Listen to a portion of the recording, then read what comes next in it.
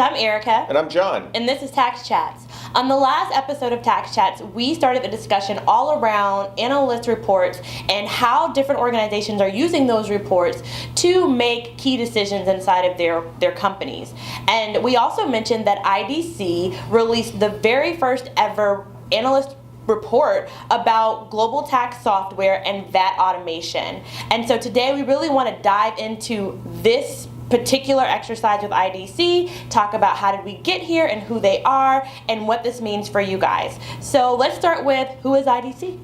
Yeah, IDC is an independent third-party analyst firm. You may know Gartner, you may know Forrester, Giga, that goes about, looks at technology spaces and determines who are those players within the technology spaces, creates criteria for decision making, and interviews both the vendors and the end users. And from there, they create a schema or a graph for organizations to take a look at, again, to see who the players are and basically how they stack rank with the criteria points IDC selected. Absolutely. And the reason why IDC decided to do this report is because they saw, they recognized there was a digital transformation happening. And I'm sure we are all feeling it, right? So the digital transformation is practically a lot of our companies have been using on-premise solutions, and that's because that's what it was 20 years ago, 10 years ago. But more and more companies are moving to a cloud-based or SaaS environment for the benefits of having real-time functionality,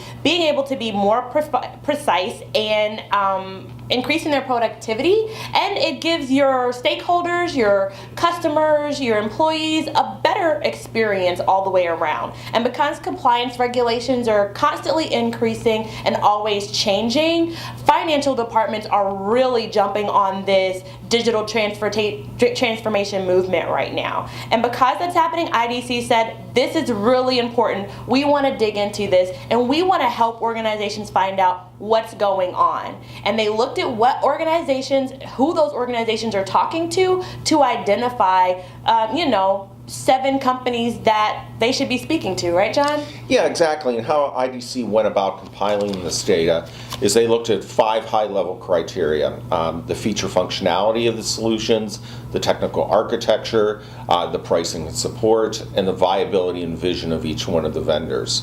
The reason for that analysis is that they want to make sure that the user of the reports has a robust understanding of what the marketplace looks like. So they take those 5 criteria points and populate with a lot of questions for the vendors. They submit the RFP, basically an RFP to the vendors that subsequently respond to it.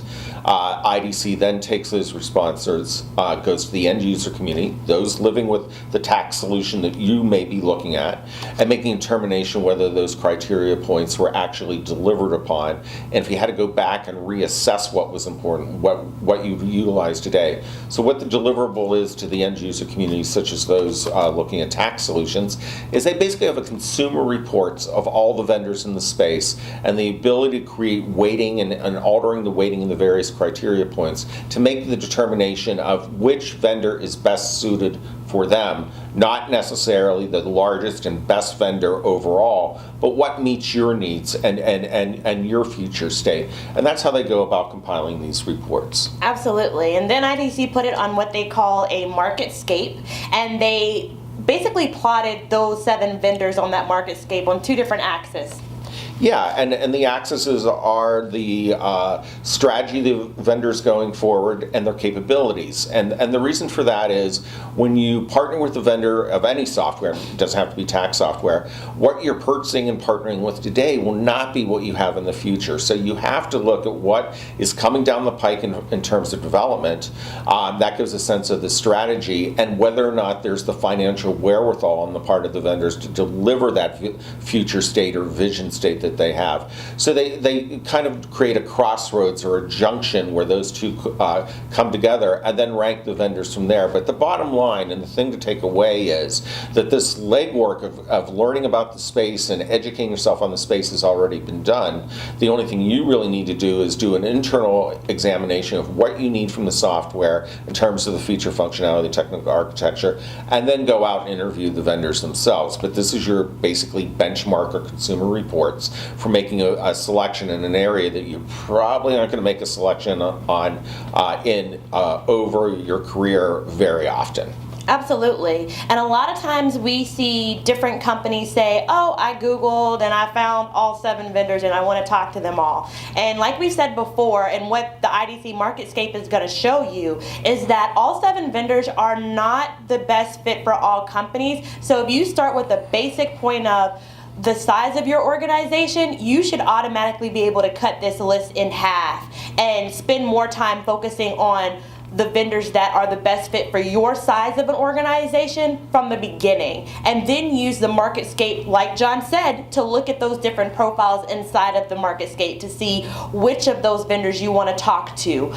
You may not talk to all of the top 4 because you are a mid-market or enterprise organization. You may not talk to all 4 of them, but it'll help you just cut the field in half from the beginning. So let's not shy away from it. The IDC Marketscape said it. They identified, a top leader in this industry, and that was Somos. But Somos was identified because they have great strategy and great capabilities. It's good for a large enterprise. It's good for an expanding enterprise. Maybe not so good for somebody that just needs a plug-and-play solution. But the bottom line, the work has been done, the effort has been done, and you might as well utilize the services they provided so you can move through the process, be able to justify your decision, and also create an audit trail as to how you made that decision in the event your organization's dynamics change and you need to look at other vendors in the space. Absolutely, and I love the fact that you said if your needs change, because the report did spend a lot of time not just talking about our strengths, but it also talked about areas of challenges and areas of growth. So I really like the fact that it was very transparent for all of the organizations. And one great thing about Somos, like you just said, we're built for organizations today, but to help grow with them into the future as well. So we're good for that. Yeah, so the IDC analysis is a snapshot of the community today, presumably where it's going to go, but it is a roadmap for your vendor selection and where you're going to go in the future. Absolutely. So just keep in mind, if you want to take a look at the IDC Marketscape, you can get a brief of that at Somos.com. That's SOVOS.com,